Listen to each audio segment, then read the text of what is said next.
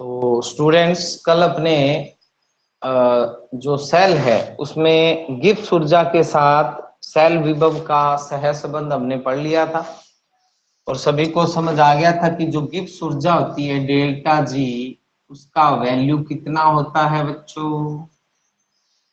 कल हमने पढ़ लिया क्या नहीं? हाँ जी, ये हमने वैल्यू निकाली थी क्या। डेल्टा जी बराबर क्या होता है बच्चों? -NFE सेल होता है कि नहीं? हाँ जी बच्चों, यस सर।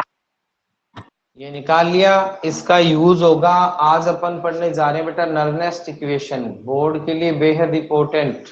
ठीक है, तो आज का जो हमारा टॉपिक है बेटा नर्नेस्ट इक्वेशन।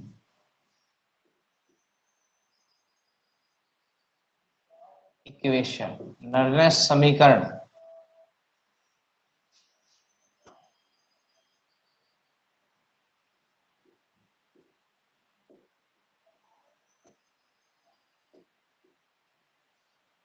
हाँ जी, देखो नर्नेस्ट इक्वेशन है क्या बेटा, किसी भी सेल के सेल विभव पर, कोई भी सेल है उसके सेल विभव पर ताप, दाब और सांद्रता का क्या प्रभाव पड़ता है, उसके बारे में एक नर्नेस्ट साइंटिस्ट था। उसने एक इक्वेशन बनाई जो सहसंबंध व्यक्त करती है किसी भी सेल के सेल विभव और उसकी ताप पर निर्भरता, या उसकी दाब पर ये क्या कहते हैं सांद्रता पर निर्भरता, और पी यानी दाब पर निर्भरता को व्यक्त करती हुई उसने एक समीकरण दे दी जिसको नर्नेस्ट इक्वेशन कहते हैं।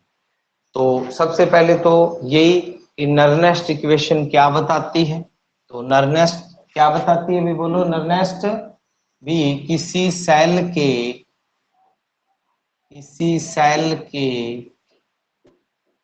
सेल विभव पर, किसी सेल के सेल विभव पर ताप, दाब और ताप दाब व सांद्रता के प्रभाव का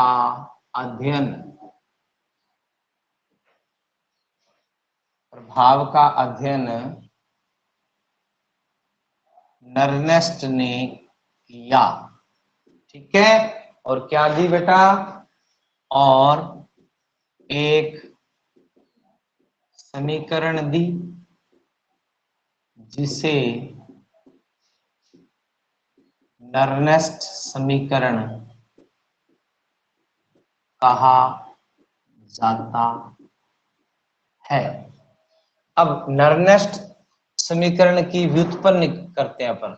नर्नेस्ट समीकरण की व्युत्पत्ति व्युत्पित कर रहे हैं इसको। ठीक है, नर्नेस्ट इक्वेशन कैसे बनाई जा सकती है। ठीक है, देखो बेटा एक तो आपने डेल्टा जी का ये रूप देखा हुआ है कि डेल्टा जी बराबर -NF ही होता है, लेकिन डेल्टा जी बराबर क्या होता है, डेल्टा जी की एक और समीकरण है जिसमें अपन क्या है, डेल्टा जी बराबर delta G zero R T natural log के सी, ये भी एक समीकरण है इसकी, दूसरा रूप यानी दूसरा गणितीय रूप इसका। तो इस समीकरण से हम नर्नेस्ट इक्वेशन बनाएंगे। तो आपको कह दे कि नर्नेस्ट इक्वेशन जो है वो किसकी सहायता से बनाई जा सकती है, तो क्या करोगे, गिब्स मुक्त ऊर्जा। ठीक है, तो अपन लिखेंगे यह समीकरण गिब्स मुक्त ऊर्जा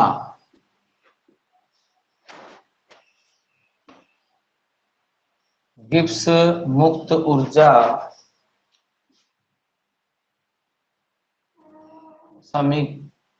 गिब्स मुक्त ऊर्जा के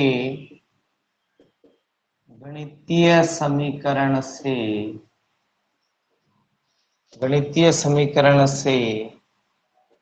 बनाई जा सकती है। ठीक है, गणितीय समीकरण से इसका निर्माण कर सकते हैं। तो गिब्स ऊर्जा का गणितीय रूप। अब गिब्स ऊर्जा का जो एक तो आपने मैंने बोला अभी अभी कि डेल्टा जी बराबर माइनस एन एफ ही आपने पढ़ा हुआ है, बट दूसरा रूप आपको ध्यान में रखना है जो बताया मैंने कि डेल्टा जी बराबर होता है किसके, delta G zero plus R T natural log के बराबर होता है। ये भी इसकी एक गणितीय समीकरण है जो आपको याद रखनी पड़ेगी, ठीक है ना। क्या समीकरण है बेटा कि डेल्टा जी बराबर, ऊपर लिख देता हूं, डेल्टा जी बराबर delta G zero plus R T natural log के सी। के सी लो या सीधा सी ले लो, ये एक नंबर समीकरण है। ये आपको थोड़ी याद करनी पड़ेगी कि आपको पूछ ले कि गिब्स ऊर्जा समीकरण का दूसरा गणितीय रूप कौन सा है, तो ये वाला है बेटा, ठीक है। अब सुनो, अब यहां आप अच्छे से जानते हो क्या क्या दिया हुआ है अपने को, क्या चीज है, देखो डेल्टा जी क्या है बोलो, यस, यहां डेल्टा जी क्या है बेटा, गिब्स मुक्त ऊर्जा परिवर्तन है बेटा, गिब्स मुक्त ऊर्जा परिवर्तन। डेल्टा जी जीरो क्या है बोलो, यस, जी नोट क्या होता है भाई, जल्दी बोलो भाई, जी नोट कब आता है, मानक परिस्थितियों शुद्ध। मानक गिब्स मुक्त ऊर्जा परिवर्तन, ये मानक हो गया, ठीक है। आर क्या है बच्चों, हाँ जी, गैस अरे भैया आर क्या है, गैस गैस नियतांक, नियतांक। वैल्यू जिसकी आपको पहले भी बताई हुई है 8.314 जूल प्रति केल्विन प्रति मोल, पढ़ा हुआ है ना, हाँ जी। टी क्या है बच्चों, परम ताप है, टेम्परेचर है, ठीक है। और के सी क्या है बोलो बेटा, के सी, के सी होता है बेटा साम्यावस्था स्थिरांक, इसको है ना एक नाम और दे देते हैं, सक्रियता स्थिरांक भी कह देते हैं, एक्टिवेशन कांस्टेंट भी कह देते हैं। आलो जी, इतना बताओ समझ आ गया क्या, बोलो बच्चे, यस सर। इतना समझ आ गया सभी को, कोई दिक्कत, हाँ जी, ठीक है। अब इसके बाद देखो इसको आगे बढ़ाते हैं अपन इस समीकरण को। अब माना, देखो ये लिख दिया हमने सबसे पहले, उसके नीचे यहां शुरू करना है हमने, इधर ले लूंगा फिर इधर कर दूंगा मैं। देखो अब कोई भी रासायनिक अभिक्रिया है उसका साम्यावस्था स्थिरांक किसके बराबर होता है, 11वीं में पढ़ा हुआ आपने, यस एनी स्टूडेंट, साम्य स्थिरांक के सी किसके बराबर होता है, कोई भी बच्चा बताए। हाँ मनजीत सिंह बोल रही, उत्पादों की मौलिक हाँ सांद्रता क्रियाकार की मोल बटे, वेरी गुड शाबाश, बिल्कुल सही बताया इसने। किसी रासायनिक अभिक्रिया में उत्पाद की मोलर सांद्रता और क्रिया कारकों की मोलर सांद्रता के अनुपात को साम्यावस्था स्थिरांक कहते हैं, याद रखना आप, ठीक है। तो इसमें अपने वैल्यू वगैरह फिट करके वो निकालेंगे, ठीक। तो अब मान लेते हैं, यहां लिख देता हूं, माना किसी सेल में निम्न अभिक्रिया होती है। अब माना कोई सेल में अपने कोई भी अभिक्रिया मान ले, जैसे ये मान लिया ए बी, क्रिया कारक बदल रहा है किसमें, ए बी क्रिया कारक है बदल रहा है, मान लो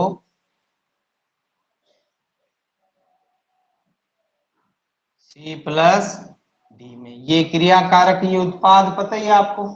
तो साम्य स्थिरांक क्या हो जाएगा बच्चों, साम्य स्थिरांक के सी बराबर क्या आएगा ऊपर, उत्पाद नीचे क्रिया कारक। तो के सी बराबर उत्पाद कौन है बच्चों, कौन है उत्पाद, सी डी। क्रिया कारक कौन है, ए बी। ये साम्यावस्था स्थिरांक हमने बहुत पहले पढ़ा हुआ है, याद हो तो 11वीं में ही था ये। अब मेरे को एक बात बताओ, ये ब्रैकेट किसको डिनोट करता है बच्चों, ब्रैकेट। हाँ बच्चों, मोलर सांद्रता। बिल्कुल, मोलर सांद्रता किसे कहते हैं, कोई बच्चा बताए, शाबाश।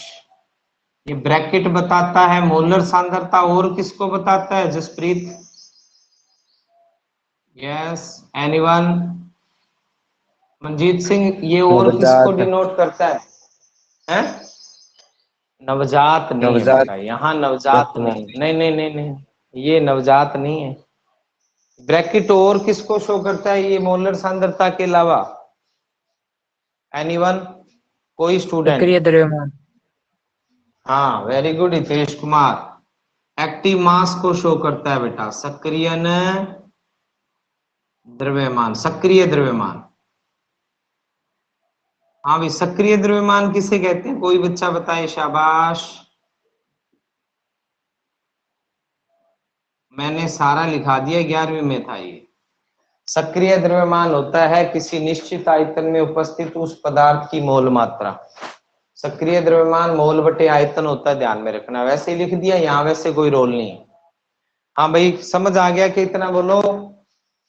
अब ये तो साम्य स्थिरांक लिखा है बच्चों, हमने क्या लिखा है, साम्य स्थिरांक लिखा है। अब इसको अगर हम बदल दें एक्टिवेशन कांस्टेंट में, यानी साम्य स्थिरांक तो ये हो गया, और आपको कह दे कि सक्रिय स्थिरांक क्या होगा, सक्रिय, सक्रिय को इंग्लिश में क्या कहते हैं बोलो, एक्टिवेशन। क्या कहते हैं, एक्टिवेशन कहते हैं बेटा। तो इसी समीकरण में हम क्या करेंगे, एक्टिवेशन कांस्टेंट को के लिख देंगे, और जहां जहां ये ब्रैकेट है ना बेटा, उसकी जगह हम ए लगा देंगे, ए इसके पैरों में सी, गुणा ए इसके पैरों में डी, बटे ए इसके पैरों में ए, गुणा ए इसके पैरों में बी। तो ये जो समीकरण बनी है ये किसके बराबर है बोलो, हाँ जी बोलो भाई, सक्रिय स्थिरांक। अब यहां आपको पूछ ले ए क्या है, तो ए बोल देता हूं मैं एक्टिवेशन, एक्टिवेशन कांस्टेंट, सक्रिय स्थिरांक आलोच। तो कहने का अर्थ है कि साम्य स्थिरांक और एक्टिवेशन स्थिरांक है तो क्या एक दूसरे के बोलो बराबर से है क्या, अरे दोनों की वैल्यू क्या मिलती जुलती नहीं है क्या, ऊपर उत्पाद आता है नीचे क्रिया कारक आता है। तो अब इससे अपने क्या है समीकरण को आगे बढ़ाएंगे, ठीक है। अब क्या है सुन लो, यहां हम लिख सकते हैं कि साम्य स्थिरांक और सक्रिय स्थिरांक आपस में समान होते हैं, ठीक है। तो इन दोनों में अपने कोई भी ले सकते हैं। तो आगे समीकरण में के की वैल्यू पुट करेंगे हम, ये देखो के सी की वैल्यू पुट करेंगे हम बेटा। तो के सी की जगह आपके के भी हो सकता है, कोई एक्टिवेशन कांस्टेंट भी हो सकता है। अब सुनो, यहां हम दो लाइनें लिख देते हैं कि साम्य स्थिरांक, साम्य स्थिरांक व सक्रिय स्थिरांक आपस में समान होते हैं, अतः इनमें से किसी का भी उपयोग किया जा सकता है। बोलो बेटा यहां तक समझ आ गया क्या, सारों को बोलिए स्टूडेंट्स, हाँ यस जी सर। बोलो भाई। अब ये बीच की चीज मैंने क्यों कराई ये बताऊंगा, आगे यूज होगी। अब क्या है बेटा, जो समीकरण एक है ना उसके आगे ही चलते हैं अपने, बिल्कुल नीचे इसके देखो, इसको आप ना अलग से भी लिख सकते, जैसे ये लिखा इसके जस्ट नीचे ये लिखना है, उसके बाद ये लगातार चलना। अब जो समीकरण एक है ना उसमें हम वैल्यू रखेंगे डेल्टा जी की। तो मेरे को बात बताओ, डेल्टा जी की वैल्यू क्या आई हुई है, सब जानते हो आप। देखो अब रख रहा हूं मान, देख तो ध्यान से देखना इसको। समीकरण 1 में डेल्टा जी व डेल्टा जी नोट की के मान रखने पर, आलो जी रख देते हैं, तो मेरे को बताना भाई डेल्टा जी की वैल्यू बोलना जल्दी। यस, डेल्टा जी किसके बराबर होता है बच्चों? विनोद कुमार, डेल्टा जी बराबर बता। विनोद कुमार, डेल्टा जी किसके बराबर होता है? कल हमने निकाल लिया गिब्स ऊर्जा, पहले इसीलिए करवाई थी गिब्स ऊर्जा। -NFE cell. बताया था ना बच्चों, NFE, ई के पैरों में सेल, ठीक है। और डेल्टा जी नोट की क्या आ जाएगी बोलो? -NFE नोट सेल, ठीक है भाई। तो अब वैल्यू रखेंगे बेटा समीकरण 1 में, डेल जी और डेल नोट जी की वैल्यू रख देंगे। तो ऊपर बोलो माइनस क्या आएगा? NFE सेल बराबर -NFE नोट सेल। रख दी वैल्यू बच्चों? हाँ जी बोलो। प्लस RT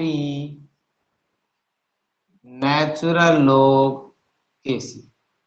बोलो बेटा, ये वैल्यू रखनी आ गई समझ के अच्छे से? बोलो बेटा, ये वैल्यू हमने रख दी बेटा, बोलो। इसको समीकरण नंबर 2 दे दो। ये देखो बस इसकी जगह वैल्यू रखी है बेटा, इसकी जगह, ये एज इट इज पड़ा रहने दिया। बोलो क्लियर हो गया क्या सारों को? हाँ जी। अब इस समीकरण को क्या है, हम बराबर करेंगे। इस समीकरण को इक्वल करने के लिए हम क्या करेंगे, इसमें कॉमन क्या चीज है बोलो? इस समीकरण में कॉमन क्या है इधर और इधर? -NF है। अरे कॉमन क्या है? -NF है। तो इससे इसको डिवाइड कर देंगे। तो इस समीकरण 2 को क्या लिखूंगा मैं, देखो समीकरण 2 को -NF से भाग देने पर, आलू जी भाग देते हैं, लास्ट आ रही है बस, समीकरण होने वाली है हमारी। तो भैया भाग दो इसको। -NF बटे -NF कितना होता है? -NFE बटे, बोलो। एक।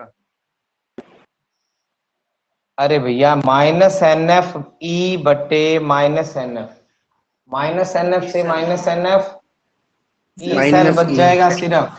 E cell. हाँ, माइनस क्यों बचेगा? माइनस से माइनस कट गया, सिर्फ क्या बचेगा? अरे भैया क्या बचेगा? सिर्फ ई सेल बच जाएगा। ये कट जाएंगे दोनों जो बट्टे में लगाएंगे। यहां भी क्या बचेगा बच्चों? E naught cell. बोलो, ई नोट सेल बचेगा। अब क्या है, ये माइनस है तो अंदर क्या हो जाएगा बोलो बच्चों? माइनस हो जाएगा। क्या हो जाएगा बच्चों? माइनस हो जाएगा। हो जाएगा कि नहीं? तो अब क्या होगा बोलो इधर? हाँ जी बोलो। इस समीकरण में ई सेल हो गया। अब इसके बटे में भी तो NF आएगा। अरे आएगा क्या? इसके बटे में भी क्या आएगा? तभी तो ये क्या हो जाएगा निशान, माइनस। हाँ जी बोलो, इतना समझ आ रहा है क्या सभी को? अब क्या है, नेचुरल लॉग KC। बोलो ये समीकरण समझ आ गई क्या, कैसे बनाई मैंने? ये समीकरण कैसे बनाई, सभी को क्लियर हो गई क्या कि नहीं हुई? दोबारा बता दूं? हाँ जी, पूरा खोल के लिखूं क्या? पूरा खोल के बताऊं क्या? इसके बटे में -NF किया तो बोलो क्या कट हो गया? N और F। बच क्या गया, ई सेल। क्लियर? हाँ बच्चों, इसके बटे में भी एनएफ किया तो क्या क्या कटा, एनएफ कट गया, बचा क्या, ई नोट सेल। इसके बटे में भी माइनस एनएफ किया, माइनस और ये प्लस माइनस, आलो जी, आर टी बटे क्या हो गया, एनएफ, नेचुरल लॉग के सी एज इट इज आ गया। बताओ अब सारों को बताओ, जिसको समझ नहीं आया वो बोले, फिर मैं इसको खोल के करवा दूंगा, और तो कोई इलाज नहीं। जल्दी बोलो। हाँ बच्चों, किसी को समझ नहीं आया वो बोले, सौरभ, शर्मिला, मंत्री जी, शुभम, विवेक, निखिल, यस, टेल मी। हाँ जी बोलो भाई, अरे बोल नहीं रहे एक आ तो गया, आप, आ गया समझ में। कई बताते नहीं, कई गूंगे। अनमोल बेटा समझ आया क्या, कार्तिक, मनजीत सिंह, निशा, रीमा, बोलो बेटे, पूछ लेना। देखो बेटा, डाउट नहीं रखना कोई माइंड में। ये क्या आया है, ये कैसे आया, ये पता लगा क्या आपको? इस जो समीकरण है ना, इस समीकरण में समीकरण 2 जो है, इसको बेटा मैंने एन माइनस एन एफ से डिवाइड किया है। सारों के नीचे माइनस एन एफ रख के देख लेना, आपको यही समीकरण प्राप्त हो जाएगी। बोलो बेटा, सभी को समझ आ गया क्या? बोलो टाबरो, कोई दिक्कत? नो अब सर। अपन बेटा वैल्यू रखने वाले हैं, अब वैल्यू रखने वाले हैं, देखो आप गौर से। अब अपने लास्ट बस एंड पर पहुंच गए हैं, देखो अब क्या है बेटा, कुछ वैल्यूज रखेंगे इस समीकरण में। इसको समीकरण नंबर 3 दे सकते हो आप, आलो जी 3 नंबर। अब क्या है बेटा, इसमें सबकी वैल्यू अपन रखेंगे। पहले तो बताओ, नेचुरल लोग को नॉर्मल लोग में कन्वर्ट करते हैं तो क्या लगाते हैं? यस, मैथ वालों बोलो। हाँ मैथ किस किस के पास है अभी मैथ? चलो पूछे क्या फिर, गायब मत हो। हाँ भाई, पुनीत कुमार तू ही बता। नेचुरल लोग को नॉर्मल लोग में कन्वर्ट करना है, बोल क्या करूं? मैथ है क्या तेरे पास? Malvika, yes tell me. Malvika, Anju, हाँ बोल बेटा। मालविका, बोल रहे हो क्या?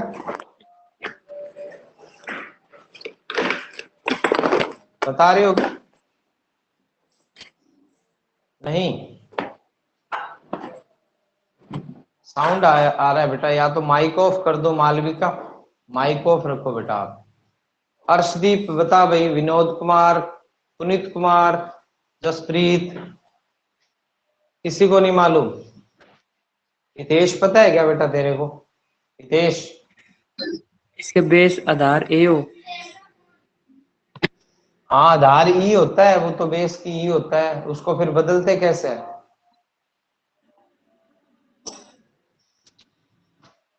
नहीं मालूम भाई, इससे ये होता है भाई, नेचुरल लॉग इक्वल होता है 2.303 लॉग।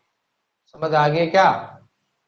ये होती है वैल्यू इसकी, नेचुरल बेस ई की वैल्यू जो होती है 2.303 लॉग होती है, ध्यान में रखना। ये मैथ में भी है, फिजिक्स में भी है, केमिस्ट्री में तो आ गया, ठीक है ना? अब सुनो, अब यहाँ नेचुरल लॉग कन्वर्ट करके नेचुरल लॉग को लॉग में बदलने के लिए हम क्या लगाएंगे, आगे बोलो। हाँ जी बोलो, क्या लगा देंगे? 2.303 रह जाएगा, याद क्या? बोलो बच्चों। तो मैं यहाँ वैल्यूज रख देता हूं, आप अपने आप समझ आ जाएगी आपको भी। नेचुरल लॉग को किस में बदल दिया, यहाँ मैं थोड़ा हाईलाइट कर देता हूँ रेड से लिख के, कि नेचुरल लॉग को लॉग में बदलेंगे तो 2.303 लॉग। आलो जी, ठीक है। आर की वैल्यू बोलो, आर की वैल्यू, यस 8.314 जूल प्रति केल्विन प्रति मोल। ये लो जी, टी क्या है बेटा, टी परम ताप कितना होता है, 298 केल्विन। आलो जी। और फेराडे कितना होता है बच्चों, फेराडे, यस, 96,500 फेराडे का वैल्यू 96,500 गुलाम प्रति मोल। आलो जी। और क्या बच गया, वैल्यू सारी आ गई क्या। एन तो त्यागे या ग्रहण किए गए इलेक्ट्रॉन है। तो अब बेटा सारी वैल्यू हम इसमें रखेंगे, सारी वैल्यू समीकरण 3 में रखने वाले हैं। सुन लो, अब रखूं क्या, बोलो बच्चे, रख दूं। तो देखो बच्चों, अब सारी वैल्यू, ये वैल्यू इसमें रखने वाला हूं। तो इस समीकरण को ऐसे लिख सकते हैं अपने, ई सेल बराबर ई नोट सेल माइनस, अब ये वैल्यू जो आई है ना, इन लोग को कन्वर्ट करने वाली, इसको आगे रख दें, कोई दिक्कत नहीं है। 2.303 गुणा, बोलो भाई, आर की वैल्यू बोलो 8.314 गुणा 298 बटे एन गुणा 96,500 और लोग के सी। आलू, ये वैल्यू बेटा हमने पुट कर दी इस सारे सूत्र में। अब इसको गुणा भाग करेंगे, काटेंगे तो बहुत टाइम लग जाएगा। आपको एक सिंगल डिजिट बताता हूं जो आपने याद रखनी है, यानी जो आपको अर्थमेटिक चीजें दिख रही हैं, जो गणितीय रूप दिख रहा है, उसको सॉल्व करना है। तो सॉल्व करने के बाद एक समीकरण प्राप्त होगी बेटा अपने को, जो नर्नेस्ट इक्वेशन का सरलतम रूप है। अब देखो बेटा, ये माइनस, इन सारे गणितीय आंकड़ों को जब हम सोल्व कर लेंगे तो हमारे पास एक डिजिट आएगी बेटा, ये वाली।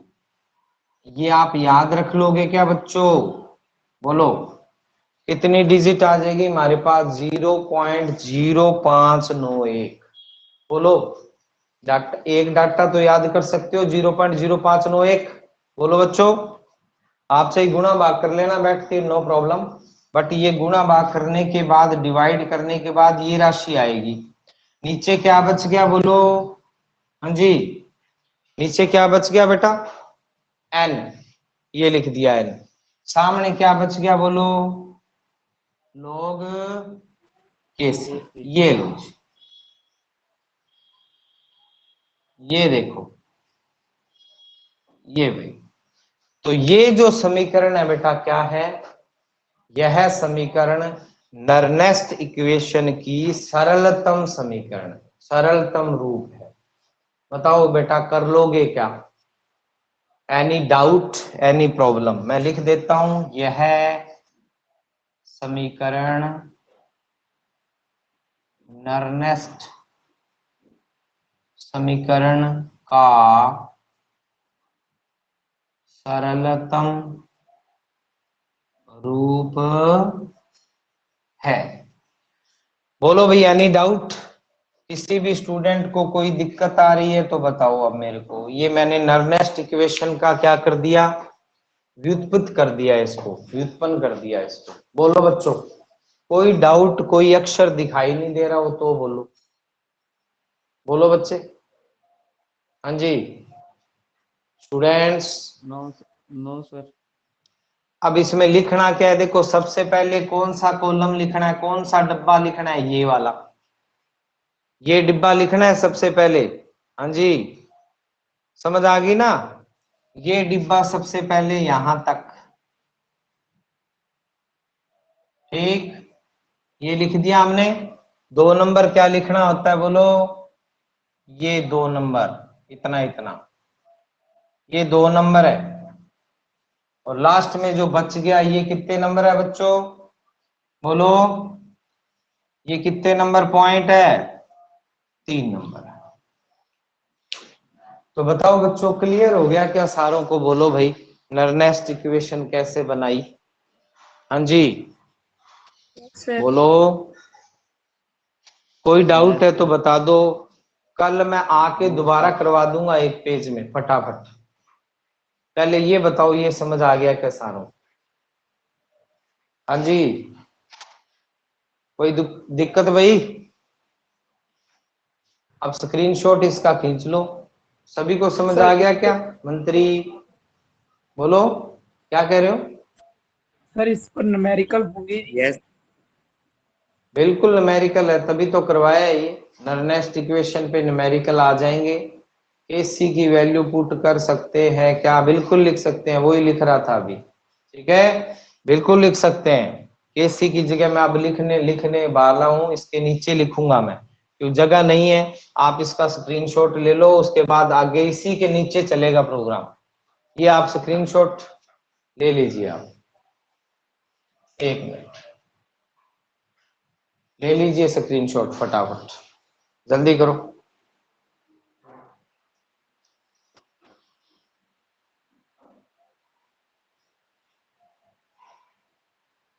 हो गया क्या स्टूडेंट्स? Yes sir. उतार लिया ना सभी ने?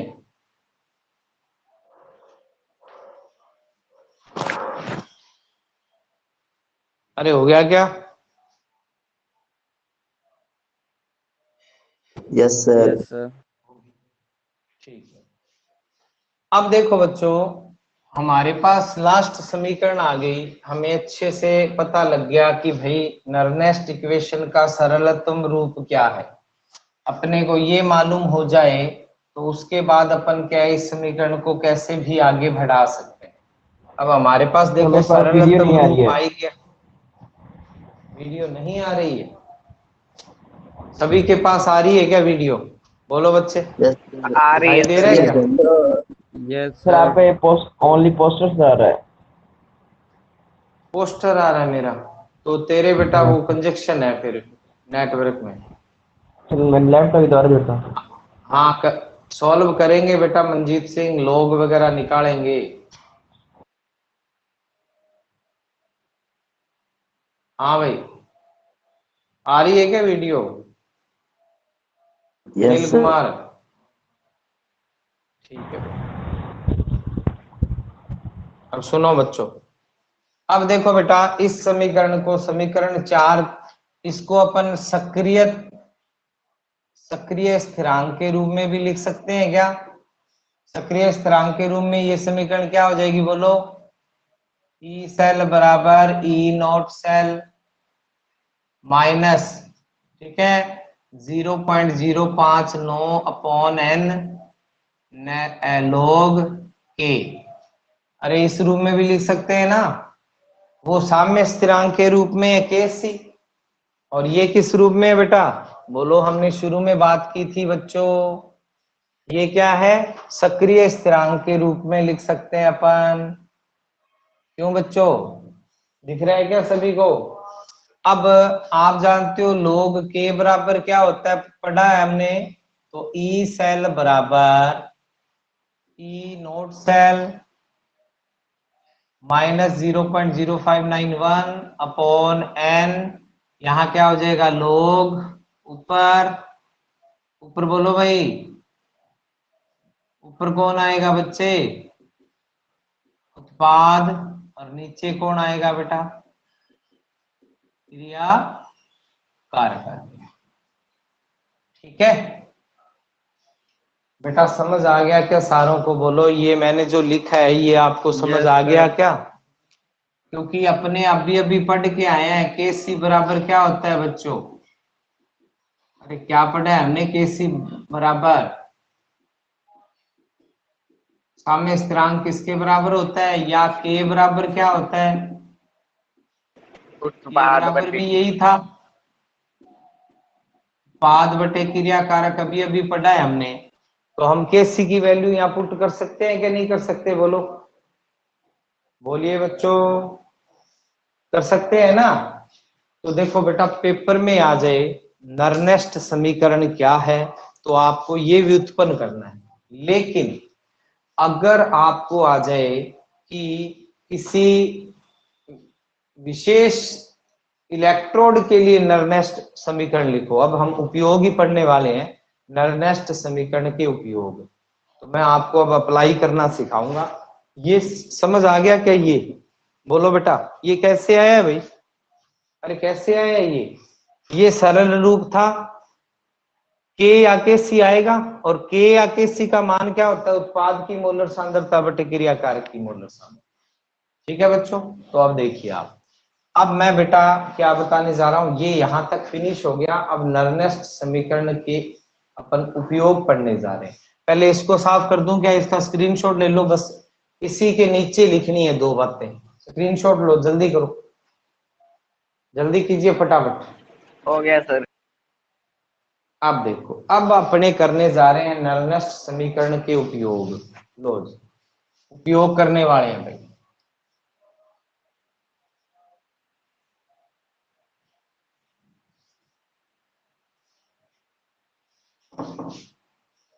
देखो बच्चों,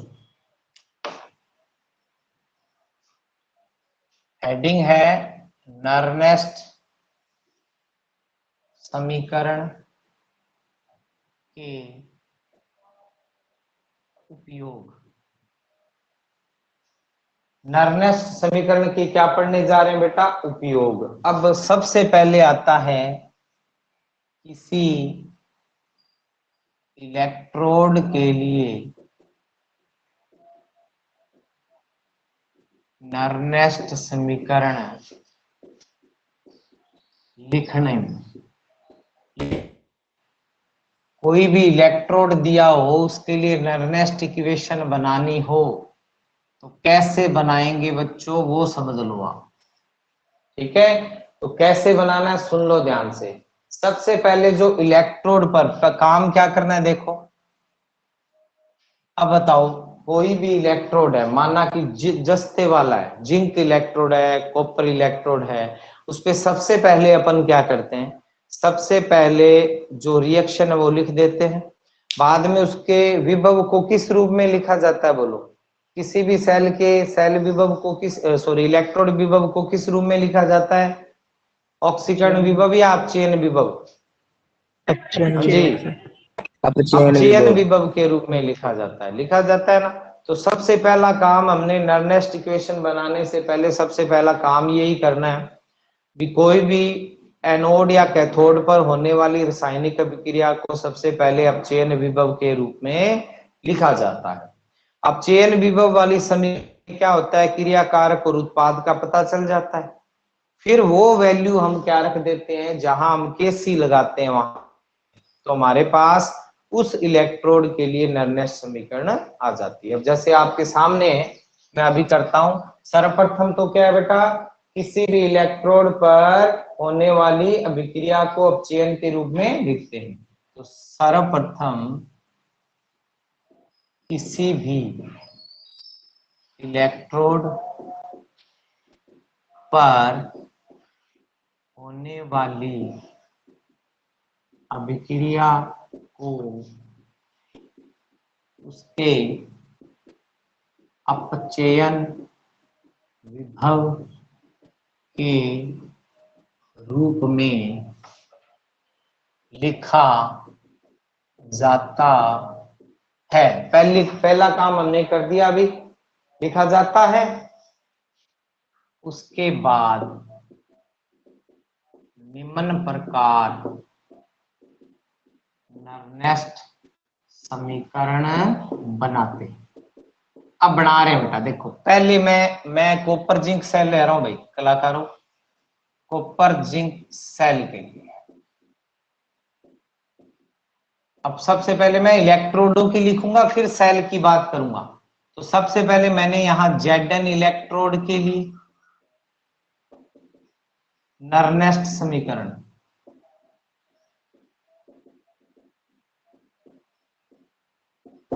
और सामने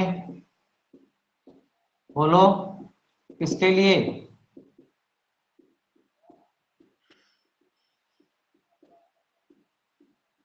आलो जी, कॉपर इलेक्ट्रोड के लिए नर्नेस्ट समीकरण। अब सबसे पहले Zn की बात करते हैं। हाँ भाई, Zn पर कौन सी रासायनिक अभिक्रिया होती है बोलो फटाफट? यस, ऑक्सीकरण। अरे बोलो भाई। ऑक्सीकरण। आलो जी, ऑक्सीकरण हो गया। हो गया क्या? यानी ये एनोड का काम करता है एनोड पर नॉर्मल, ये कौन सी अभिक्रिया दर्शाता है बेटा? ऑक्सीकरण अर्ध अभिक्रिया दर्शाता है क्या बच्चों? ऑक्सीकरण अर्ध अभिक्रिया दर्शाता है ना ये। अब इसको क्या करो बेटा, यही इसका काम कर दो, यही क्या काम कर दो इसका, यहां बेटा इस समीकरण को अपचयन के रूप में लिखने पर, अपचयन के रूप में लिखने पर बोलो क्या करूं? अपचयन के रूप में क्या हो जाएगी ये समीकरण? बोलो भाई। हाँ जी, हाँ भाई, अपचयन के रूप में ये समीकरण क्या हो जाएगी? बोलो भाई, अरे बोलो कलाकारों, ये हो जाएगी क्या? यस समझ आ सर। रहा है सभी को? अपचयन के रूप में लिख दिया बेटा। अपचयन में क्या होते हैं? इलेक्ट्रॉन ग्रहण होते हैं। तो इसका मतलब ये तो कौन है? अब नरनेस्ट समीकरण के लिए क्या आवश्यक है? अभिक्रिया किस रूप में होनी चाहिए? अभिक्रिया किस रूप में होनी चाहिए? नरनेस्ट इक्वेशन की पहली शर्त बोलो, अपचयन के रूप में, अपचयन। इसलिए पहले लिख दिया। ऑक्सीकरण के लिए नरनेस्ट समीकरण नहीं बनाएंगे हम। अब सुनो, अब ये अपने को पता है, और नरनेस्ट इक्वेशन का सरल रूप बनाए तो देखो क्या होता है। नरनेस्ट समीकरण के सरल रूप से क्या भी बोलो फटाफट। ई, हाँ जी। अब क्या लिखेंगे? सेल की जगह क्या लिख सकता हूं बच्चों में? सेल की जगह इलेक्ट्रोड। अरे इलेक्ट्रोड के लिए आ रहा है तो सेल की जगह क्या लिख दूंगा बच्चों में? बोलो, इलेक्ट्रोड लिख दूंगा। इलेक्ट्रोड। और किसकी बात कर रहे हैं बेटा? हम इसकी बात कर रहे हैं। आलो, ये लिखेंगे कि नहीं? बोलो भाई। अरे ये आ जाएगा ना।